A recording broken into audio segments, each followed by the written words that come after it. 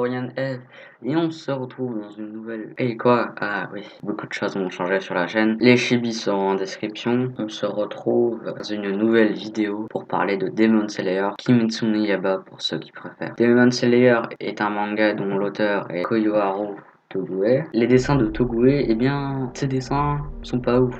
Rien qu'à voir entre le tome 1 et le tome 6, je me suis arrêté car j'ai pas assez d'argent pour m'acheter les 3 tomes suivants. Mais l'animé est en pause au tome 6, soit à l'épisode 26. Les dessins sont tellement mieux. Bon, parlons d'autre chose aujourd'hui. Nous allons parler de Tanjiro de Muzan, le démon originel, père de Tanjiro, je sais, ils ont le même nom, ou Yashiki Kagaya, le maître des piliers. Commençons par Muzan. Muzan est le premier démon qui a plus de 2000 ans. Ses serviteurs sont les lunes démoniaques. Les lunes sont classifiées de 1 à 12. Les lunes supérieures sont de 1 à 6 et elles ont dans l'œil droit gravé un chiffre de 1 à 6. Elles sont les serviteurs dévoués qui ont servi Muzan pendant 500 ans sans être changés. Les lunes inférieures sont classifiées de 7 à 12. Elles ont dans l'œil gauche un chiffre gravé entre 7 et 12 que Muzan doit changer à chaque fois car ils sont trop faibles. Ah oui, aussi, je ne l'avais pas dit plus tôt, mais Muzan ressemble à Michael Jackson. C'est sa gueule, littéralement. Bon, après vous avoir fait une description nette sur ce que sont les lunes démoniaques, nous allons parler de théories sur Muzan. Commençons. Pourquoi Muzan a-t-il eu peur de Tanjiro quand il l'a vu pour la première fois? Muzan y paraît droit. Une théorie connue, ce serait que Muzan s'est fait battre par le père de Tanjiro. Tanjiro, je sais, il me nom encore une fois. Mais je pense pas que ce soit cela, je pense plutôt que ce soit un ancêtre de Tanjiro, de notre époque, je pense. Qu'il l'ait combattu, à l'Arido. Pourquoi me direz-vous? Nous pouvons voir des habits de mêmes époques, de Rudaki, dans un flashback, alors qu'ils ont un uniforme, mais non, toute une classification.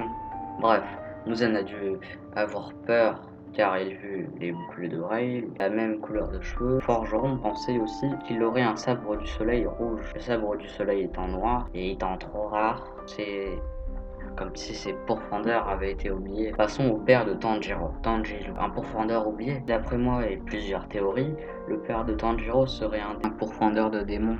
La danse du dieu du feu que utilise Tanjiro n'existe pas. D'après Shinobu, le pilier des insectes, il finit par mourir d'une maladie. Je pense que cette maladie est un pouvoir sanguinaire. Pour ceux qui ne savent pas ce qu'est un pouvoir sanguinaire est une capacité qu'un démon a quand il a tué beaucoup d'humains.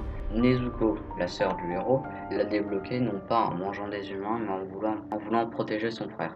Un pouvoir sanguinaire noté à cette cicatrice sur le front. C'est une marque de naissance, comme Tanjiro, avant qu'il ait sa marque rouge sur le front. Ubu-Yakishi Kagaya. Continuons avec Ubu-Yakishi Kagaya. Oh, je vais l'appeler juste Kagaya. Kagaya a littéralement la tête pourrie, mais malgré ça, il est respecté par les piliers. Pour ceux qui ne savent pas ce qu'est les piliers est le plus grand rang dans les profondeurs de démons, qui chacun maîtrise un élément.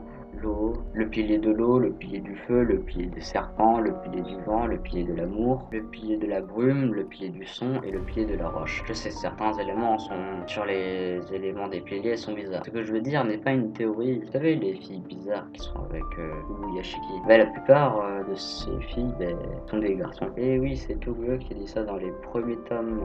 Jusqu'à leurs 14 ans, ils sont habillés et traités comme des filles. Ce n'est pas une théorie, mais je pense que vous ne le saviez pas. Kagaya est Tamayo. Kagaya parle à un moment à Tanjiro. Il lui demande comment aller Tamayo, un démon qui essaie de trouver un moyen qui essaye de faire redevenir humain Nezuko. D'après moi, il l'a déjà rencontrée et a dû sympathiser avec elle. Étant pas étonné en apprenant que Urukudaki, le maître de Tanjiro, lui demandait d'aider Tanjiro et Nezuko. Bon, rien que les chibis qui sont déjà dans la description, ce qui m'a pris le temps le plus monstrueux, j'ai dû faire les chibis moi-même, qui a été très long. Aussi, n'hésitez pas à voir ma dernière vidéo sur Cuphead, c'est une rediff. N'hésitez pas à vous abonner à la chaîne, à mettre un like à la vidéo. C'était Florian F et on se retrouve dans une nouvelle vidéo. Bye!